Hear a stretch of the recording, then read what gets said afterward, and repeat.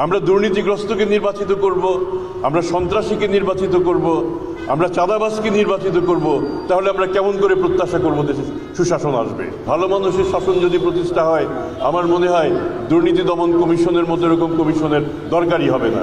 নির্বাচন নিয়ে আমরা আমাদের স্ট্যান্ড খুব স্পষ্ট। আমাদের নিজেদের কিছু সীমাবদ্ধতা থাকলেও আমরা সবাই স্বীকার করি যে দুর্নীতি এই দেশকে বৈষম্যের দিকে নিয়ে গিয়েছে, দুর্নীতি অপশাসন টেনে এনেছে। আমরা যদি সুশাসন চাই, তো সবার আগে এইখানেই আমাদের হাত দিতে হবে। শাসন কারা করেন? শাসক কারা? যারা গণপ্রতিনিধি, যারা নির্বাচিত হন, যারা সরকার গঠন করেন, যারা এমপি, যারা মন্ত্রী, এবং একালের কথা বলতে হবে যারা উপদেষ্টা, তারাই তো।